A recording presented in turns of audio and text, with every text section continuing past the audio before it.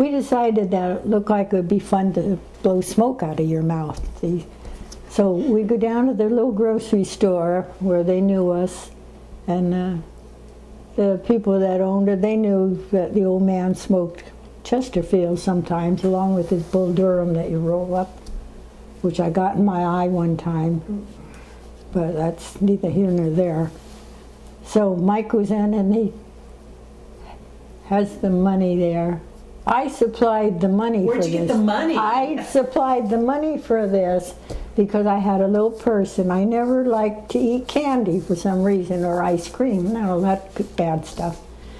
So whenever Mike or Dan wanted to go down to Mary's Candy Cottage, they would hit me up for the money. They'd come out, I'd be sitting on the step enjoying the sun, and they'd say, "El, could we have a nickel?" And I'd say, "Yeah, I'll go into my purse and get it." So they would tell my mother that Elsie said we could have a nickel. All right, go get it. They would run down there, and what was that? That was the smoke at the smoking. Yeah, I got sidetracked there. So Mike goes in and he says to the man, he said, "My father wants a pack of Chesterfields." So gives it to him. He gives him his nickel or dime. How much? So how much were cigarettes then, a pack? I think they're about 10 cents a pack. So it cost me 30 cents, and 30 cents, right. One of them was for me. Dan goes in, he said, "My father wants a pack of Chesterfields." So the guy, he didn't get suspicious, you know, kind of funny. And then the third one goes in, "My father wants it." The same story we give him. We weren't very original. "My father wants a pack of Chesterfields." I give him my dime. So we go up, halfway up the hill, and there was a house, and there was a lot next door with a fence, and we sit by the fence so nobody will see us going down that hill. The hill was so steep that So this was on what street? This was on Elizabeth Street. We light it. Mike had the matches, so he did the lighting for us. Take one puff and we'd throw it down, and then we'd take a fresh one. We'd do that, take one puff and smash that out, and take another fresh one. See, we're going to smoke that whole pack. I think we got sick after that. Went home. So nothing.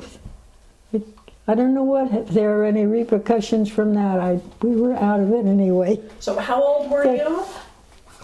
About 5 years old, I would say. Yeah. Oh, so, and the others? How old were the others? Well, Dan's a year younger than me, and Mike's about a year and a half older than me. So 4, 5, 6, 7, 8, something around there.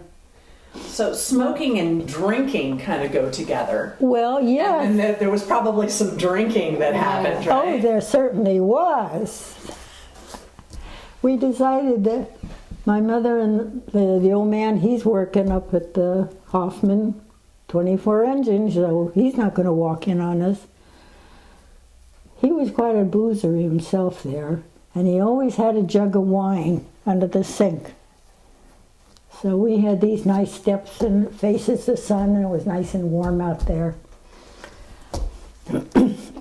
We sit down, get all ready. Mike goes in, brings out the jug of wine, and we pass the wine back and forth till we emptied the bottle. How old were you? About the same age.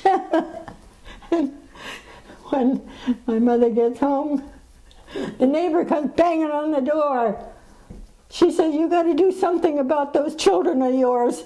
They were drunk and falling all over the street." So let me get this right. You were 5, 6 years old, and you were home by yourself? Yes. Your older brother and sister weren't there? Well, they were in school where they belonged.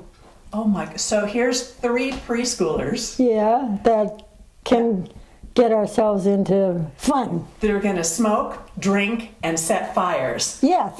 And where was Violet? Well, yeah, what was happening? Where was Violet? She was down at Weinstein's, I guess, at the Crystal Palace Market. Doing what? Doing her shopping, looking for bargains, and that's about the only time she ever went out.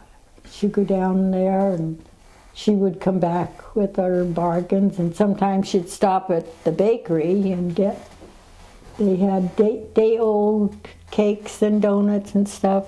One day old is pretty fresh, you know. She'd come home sometimes with a cake. Mike liked burnt almond cake. He really liked that. And one time he ate the whole damn cake. He could eat a whole dozen donuts by himself. I've heard that story. That's how come he got so big. See, that and sniffing the glue for making the airplanes. He had a pretty good life.